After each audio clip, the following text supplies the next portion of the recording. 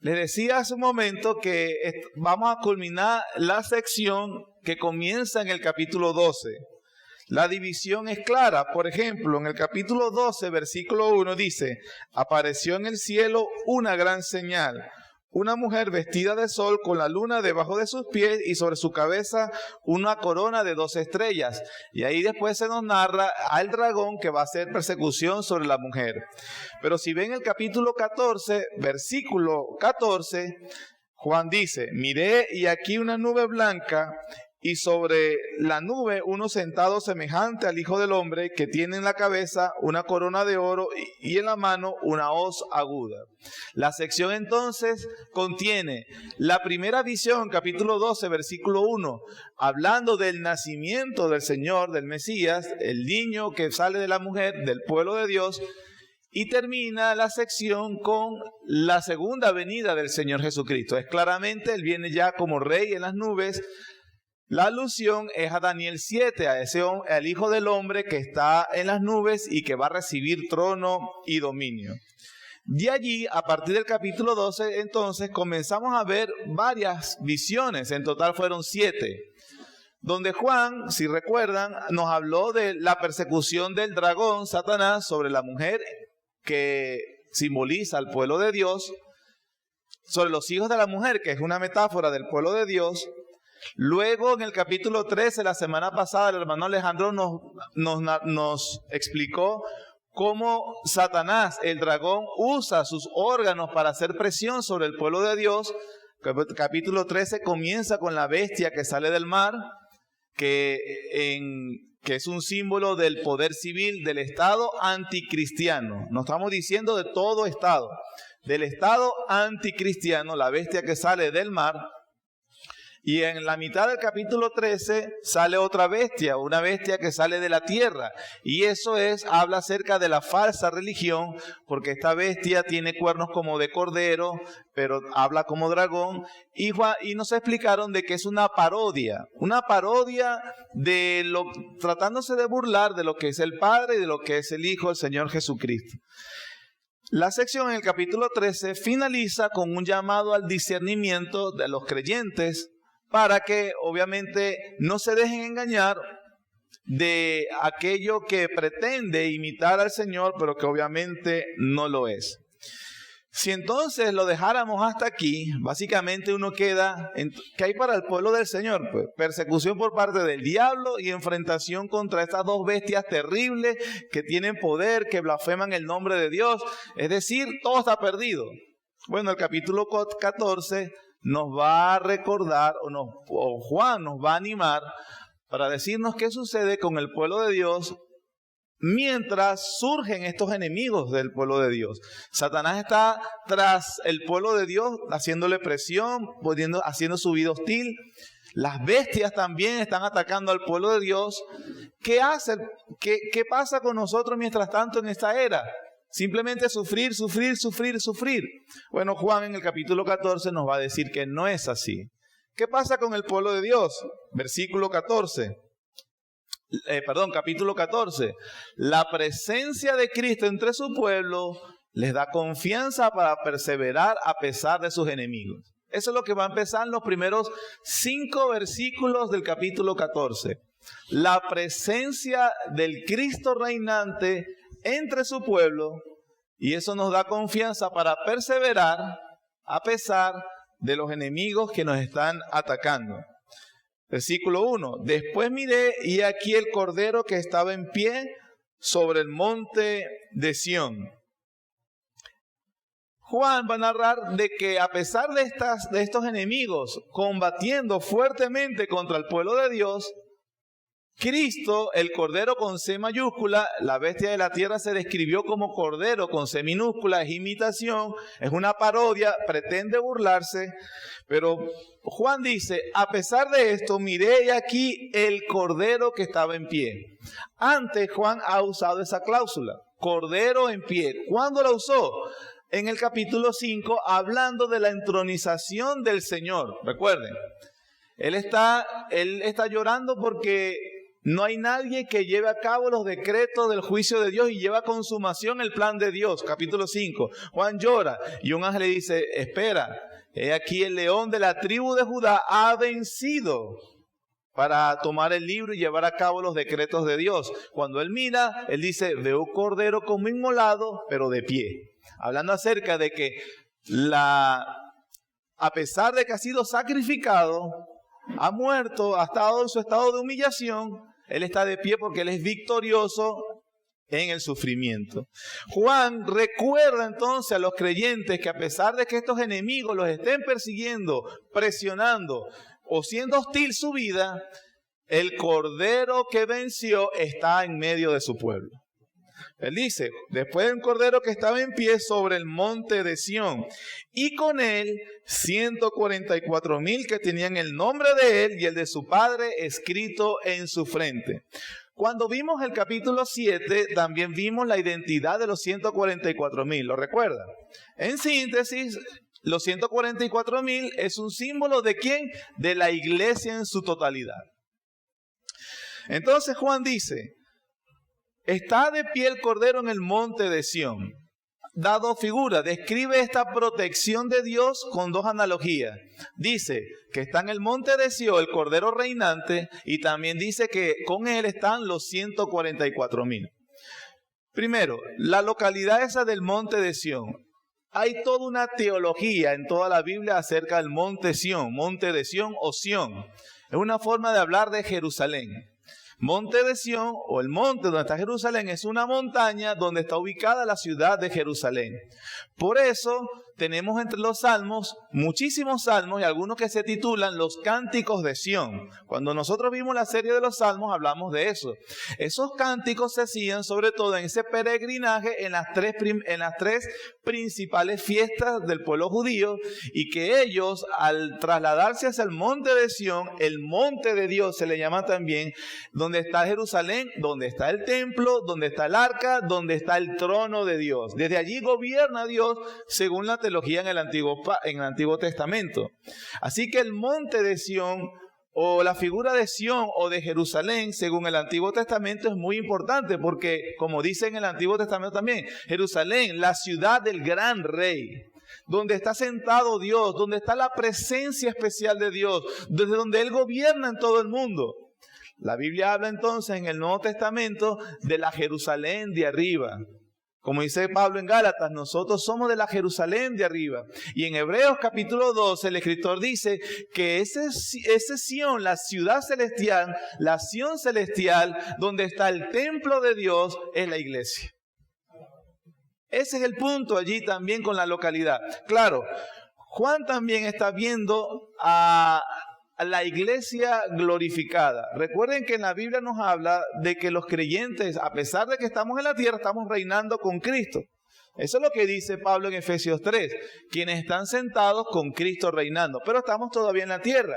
Juan está diciendo que a pesar de que la iglesia es combatiente o combate contra sus enemigos en la tierra, ella está reinando con Cristo en el cielo. Pero también aunque Cristo está reinando en el cielo, Él está presente con su pueblo cuando ellos sufren también. Eso es lo que está diciendo Juan cuando habla del monte de Sión. ¿Está quién? El Cordero, el verdadero Cordero que protege a su pueblo de sus enemigos. También dice con él 144,000. Dijimos que esa es la iglesia. Y Juan la describe de una forma específica. Que tenían el nombre de él y el de su padre escrito en su frente. Es un contraste con lo que acaba de decir en los versículos anteriores sobre la bestia, ¿recuerdan? Porque la bestia, precisamente la segunda bestia, en el versículo 15, dice: y se le permitió infundir aliento a la imagen de la bestia para que la imagen hablase e hiciese matar a todo aquel que no le adorase.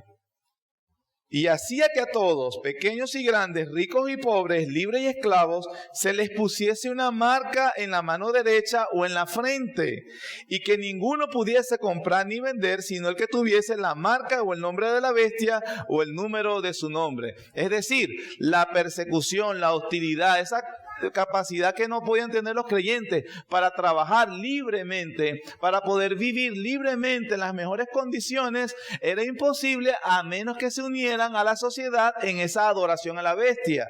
Esa bestia segunda que da aliento para la bestia primera, la religión falsa, que ayuda a la primera bestia, que es el Estado, el poder del Estado, el poder civil anticristiano. Quienes no se unieran en esa caravana de adoración hacia estas entidades anticristianas, obviamente recibirían hostilidad. Juan responde: a pesar de que la bestia sí marca y sella a aquellos que demanda adoración, el Cordero también ha marcado a su pueblo y los protege. Allí entonces una parodia nuevamente acerca del sello, como nos explicaban la semana pasada. Ese sello, como también lo vimos en el capítulo 7, ese sello que aquí se dice en el capítulo 13, 666, que en el capítulo 7 lo vimos. ¿Qué era el sello? El Espíritu Santo de los creyentes. Como en los creyentes, ¿verdad? La Biblia habla en Efesios 1:12 que fuimos sellados con el Espíritu Santo, y todo creyente verdadero que ha sido sellado, ese sello no es una marca física, no es una marca externa. Se ve por la conducta y por los pensamientos, por a dónde está encaminado el creyente. Pero no es una marca física, lo que significa que la marca de la bestia tampoco es física, sino la forma de pensar o de actuar de la bestia, de la falsa religión, de los órganos de Satanás o del mismo Satanás. Sin embargo, a pesar de que hay una marca que sella a los incrédulos, el Señor, el Cordero, ha sellado a su pueblo también y los va a proteger. ¿Qué sucede con esos 144,000 que Juan ve como reinando el ya, pero el todavía no, que hablan los teólogos? Los escritores, los teólogos que hablan de las cosas, del tiempo del fin, van a usar una frase, aquellos que han leído van a entender una frase: el ya, pero el todavía no. Ya reinamos, pero todavía no. Ya el reino vino, pero todavía no. Esa frase que hace el ya y el todavía no de los 144,000, la iglesia. Versículo 2, ellos en medio de todo adoran y alaban al Cordero. Versículo 2, oí una voz del cielo como estruendo de muchas aguas y como sonido de un gran trueno, y la voz que oí era como de arpistas que tocaban sus arpas. Cantaban un cántico nuevo delante del trono. Primero se dice que el Cordero está en el monte Sión, pero aquí se dice que están delante del trono.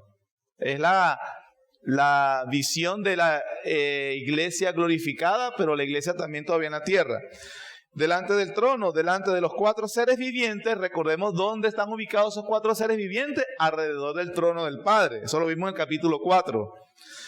Y nadie podía aprender el cántico sino aquellos 144,000 que fueron redimidos de entre los de la tierra. Versículos 4 al 5 describe a la iglesia, pero lo describe de una forma muy singular, que es lo que hace que viene la gente a decir que estos 144,000 es otra gente y no la iglesia.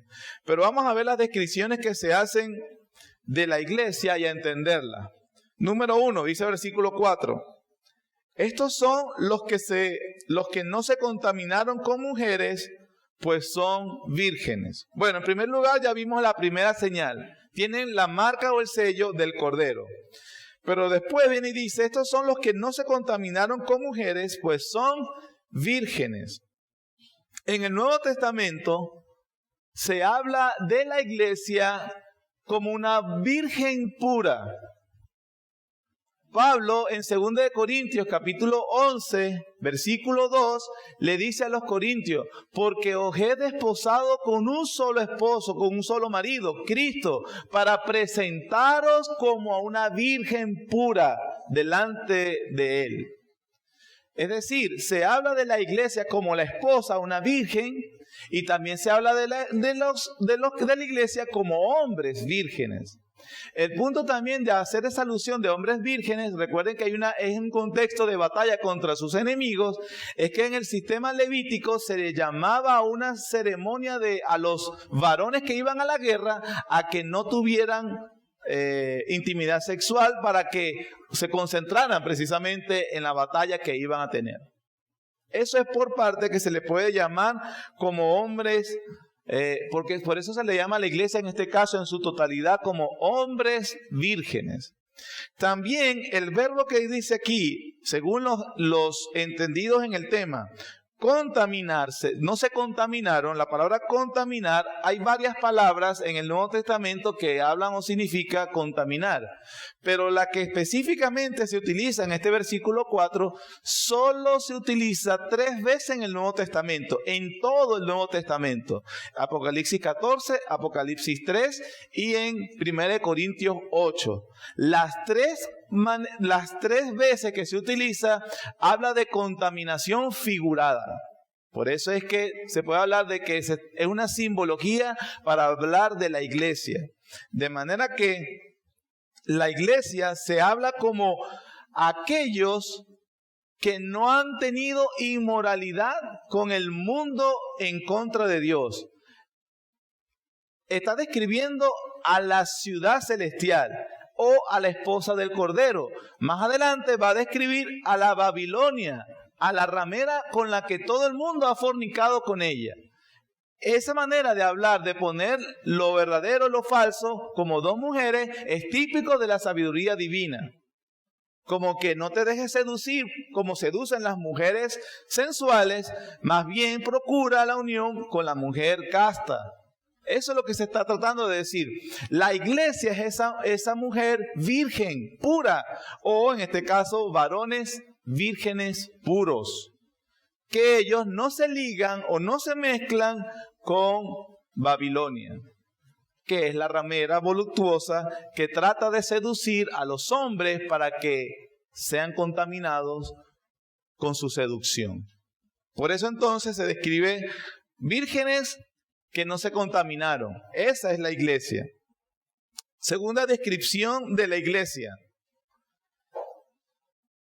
Versículo 4, parte B. Estos son, nuevamente hablando de los 144,000, estos son los que siguen al Cordero por donde quieran que va. Una característica de la iglesia no solamente es que no se asocia con el mundo anticristiano, sino que, hermanos, es obediente. Esa es otra marca de la iglesia. El ejemplo que están siguiendo es precisamente del que tuvo Jesús en la tierra, sufrió y obedeció al Padre. Ellos mismos también, por obedecer al Padre o a Jesús, sufren como su Señor.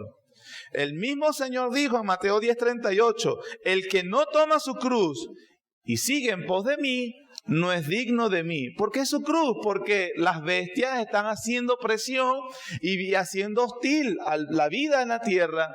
Pero entonces ellos, los 144,000 resisten y van hacia donde el Cordero les diga que tienen que ir. También lo confirma el capítulo 19, versículos 13 y 14. En el capítulo 19 de Apocalipsis, versículo 13 dice, estaba vestido de una ropa teñida en sangre, ese es el Señor, y su nombre es el Verbo de Dios. Versículo 14, y los ejércitos celestiales, vestidos de lino finísimo, eso habla acerca de la santidad del cristiano, blanco y limpio, ¿qué hacían? Le seguían en caballos blancos. Es decir, que otra marca de la iglesia, aparte precisamente de no mezclarse con la sociedad anticristiana, también entonces obediente, actúa de forma que demuestra obediencia a su Señor. Porque el Señor también dijo en Juan 10, mis ovejas oyen mi voz y me siguen. Esto es muy importante y es tan práctico para nosotros acerca de hablar de los 144,000. Porque ahí está diciéndonos Juan cómo es la iglesia en la tierra. De tal manera que nosotros podemos hacer el ejercicio, una vez más, si estas marcas no están en nosotros, no importa lo que digamos, no pertenecemos al pueblo de Dios.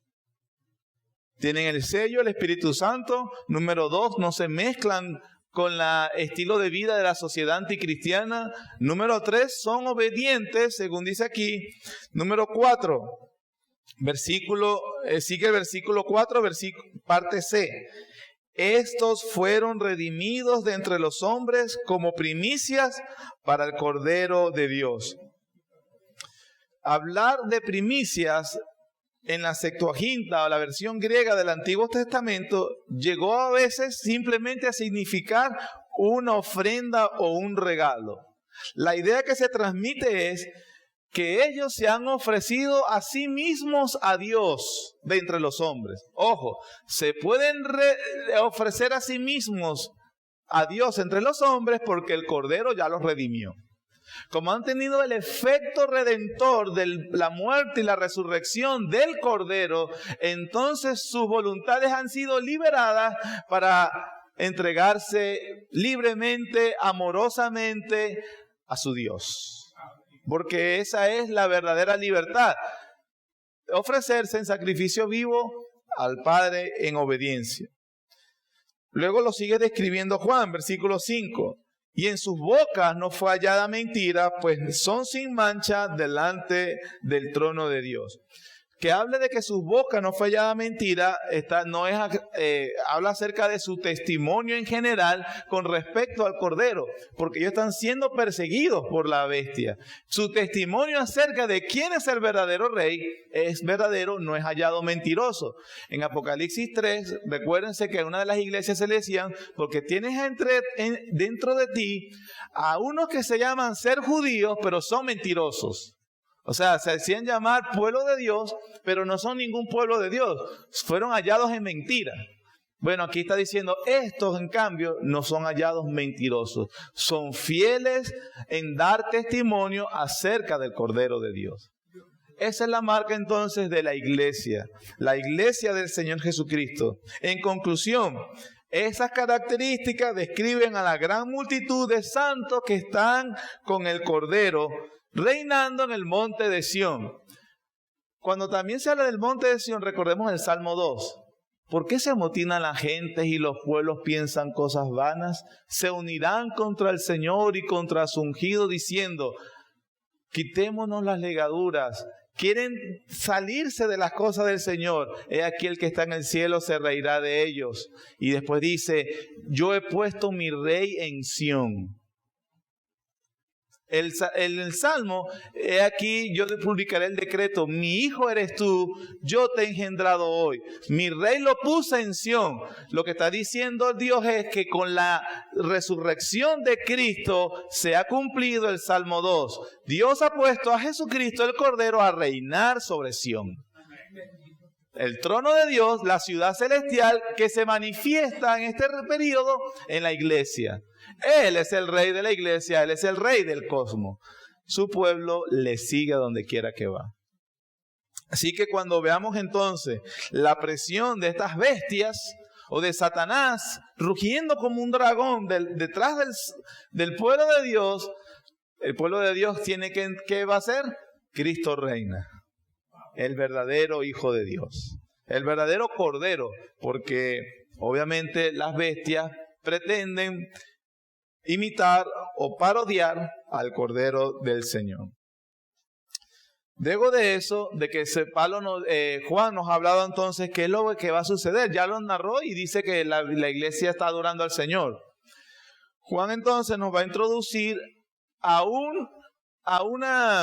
la palabra sería un anuncio de juicio sobre el mundo idólatra. Una advertencia, aún en su pecado, el Señor les habla con su misericordia de anunciar el juicio de Dios. Notemos algo, del versículo 6 al 11 se van a dar 3 mensajes. Dios manda un anuncio de parte de 3 ángeles acerca del Evangelio eterno. Los 3 anuncios tienen que ver con juicio. Lo que nos dice que parte de la predicación del Evangelio contiene juicio también. El juicio que se menciona de 6 al 11 es precisamente para ser advertidos sobre el inminente juicio que viene sobre los enemigos de Dios. Los versículos 12 al 13 es un ánimo a la iglesia, una motivación a la iglesia para que se mantenga fiel en medio de la persecución. A partir del versículo 14 se narrará la segunda venida de Cristo en concreto. Veamos los 3 mensajes rápidamente y las palabras de ánimo. Primer mensaje, llamamiento a adorar al Creador, versículos 6 al 7. Vi volar por en medio del cielo a otro ángel, que tenía el evangelio eterno para predicarlo a los moradores de la tierra, a toda nación, tribu, lengua y pueblo, diciendo a gran voz: temed a Dios y dadle gloria, porque la hora de su juicio ha llegado, y a adorar a aquel que hizo el cielo y la tierra, el mar y las fuentes de las aguas. El Evangelio, en su predicación, realmente llama a las personas a temer, a honrar al Creador, porque el juicio que viene es inminente.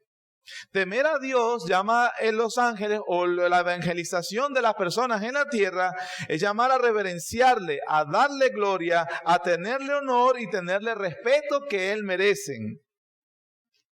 Estamos viendo el último llamamiento que le hace Dios a la civilización en contra de Él.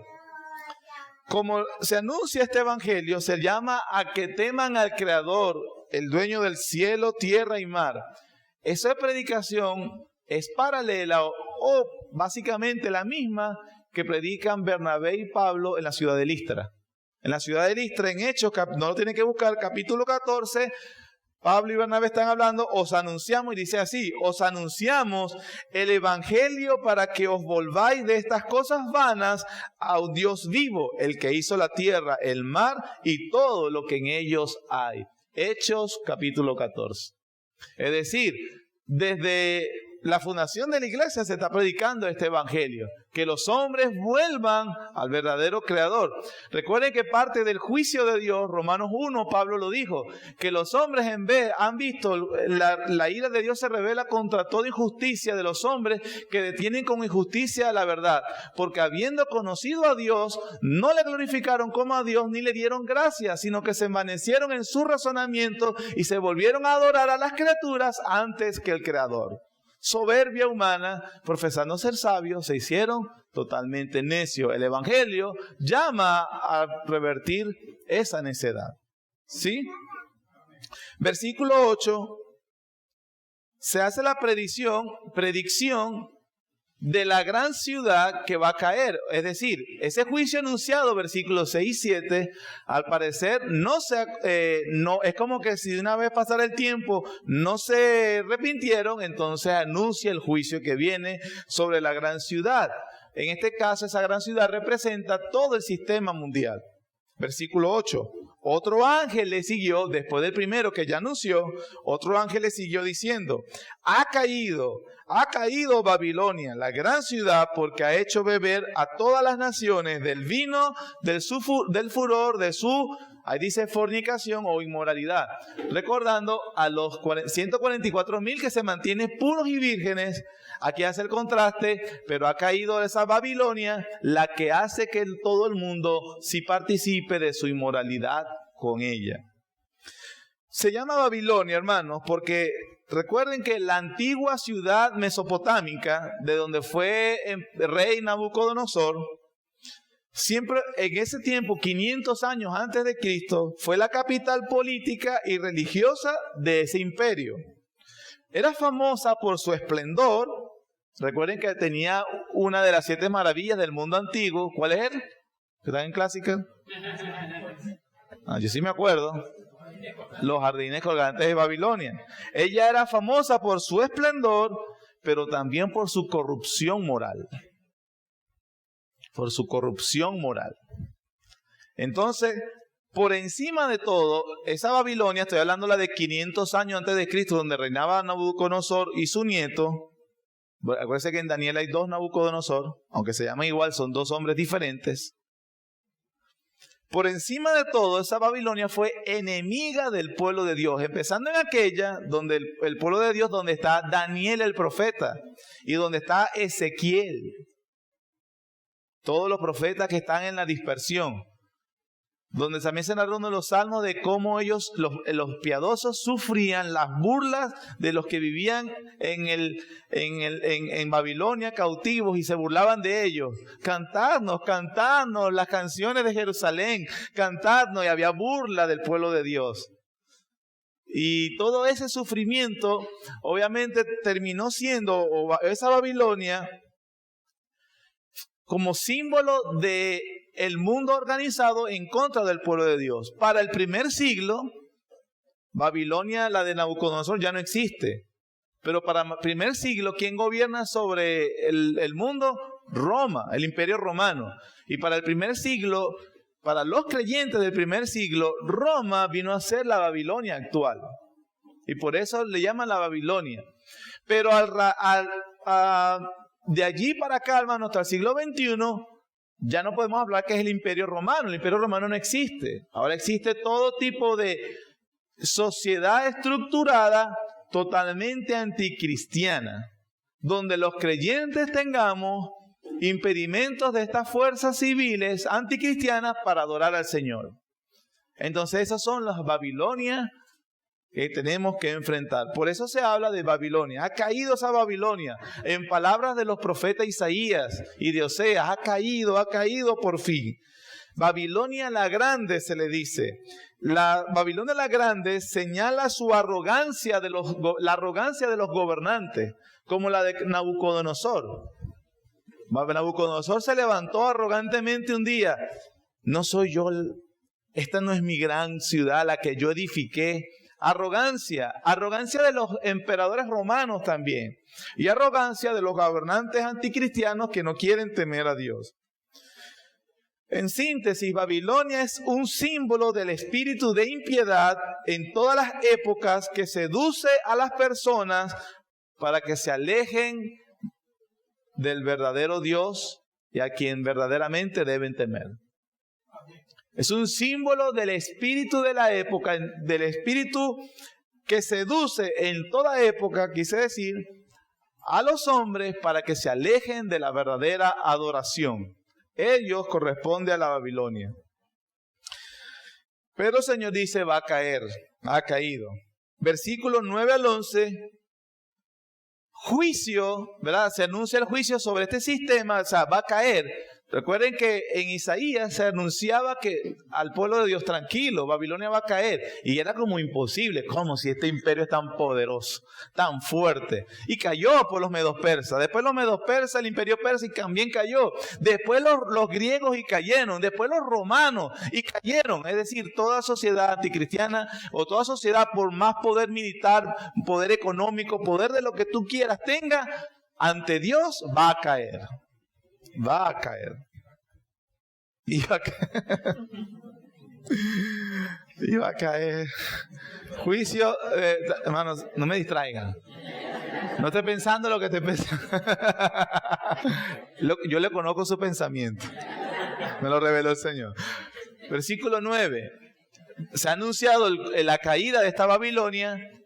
Se anuncia ahora el juicio sobre los que se asocian con esa Babilonia, los que aceptaron las seducciones, los que aceptaron vivir así, los que aceptaron la marca de la bestia y rechazaron obviamente la marca del Cordero, porque eso es lo que se va a decir, versículos 9 al 11.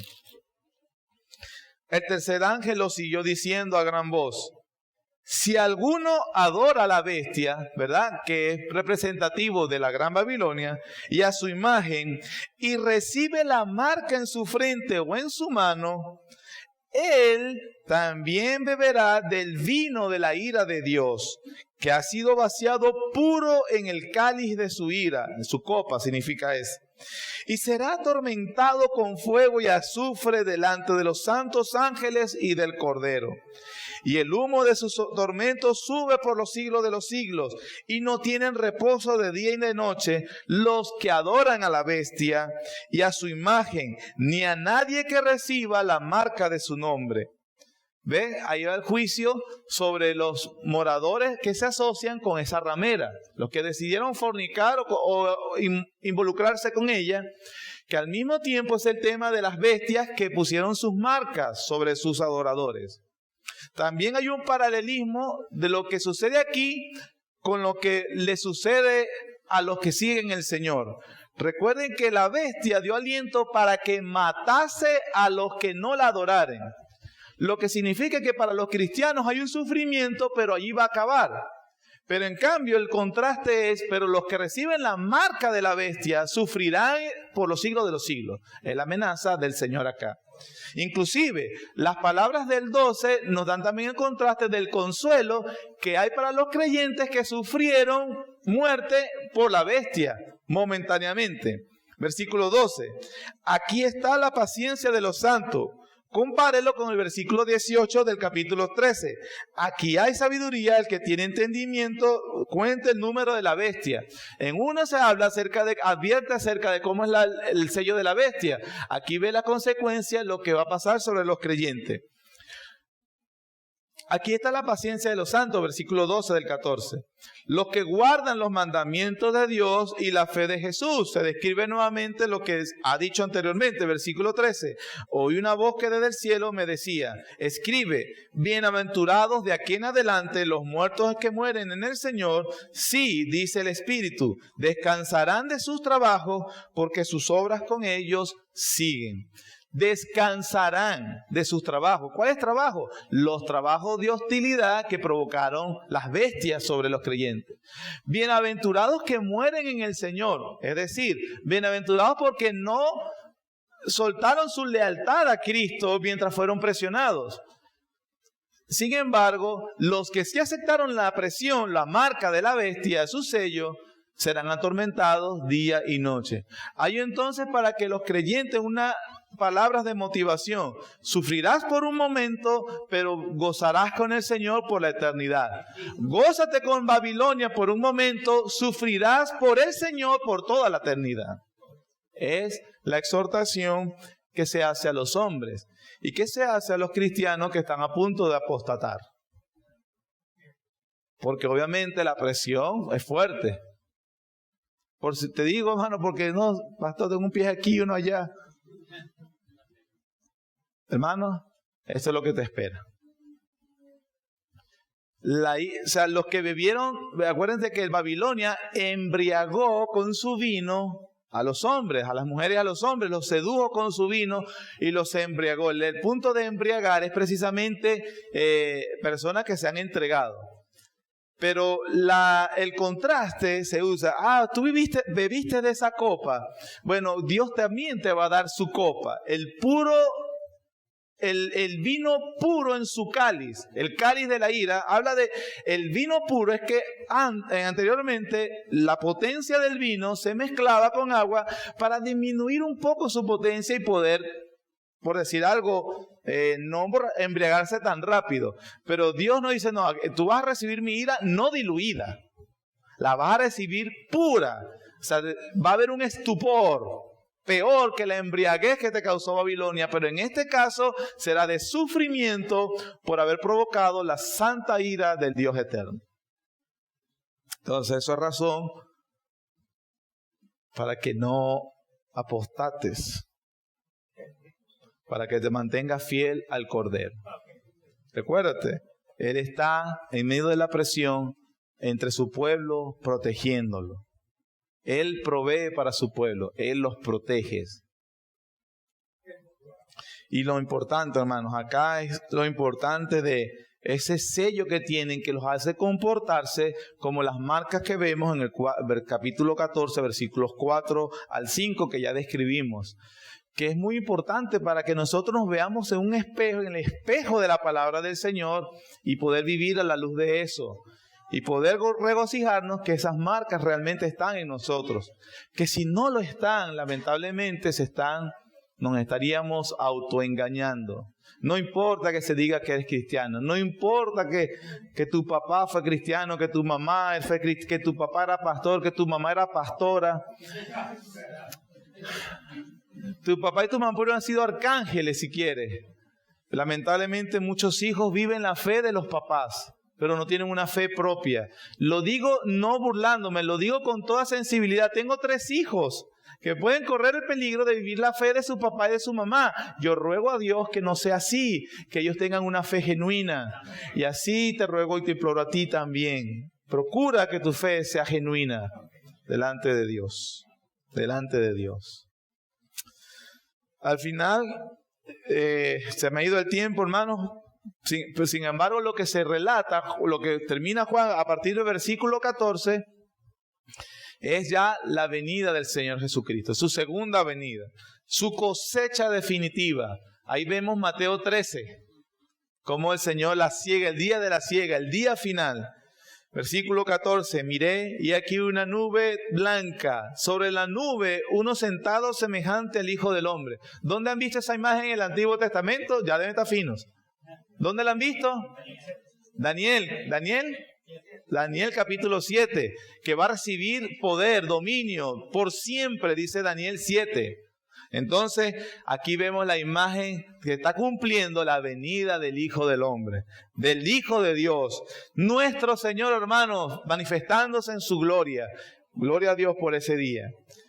Que tenía en la cabeza una corona de oro y en la mano una hoz aguda.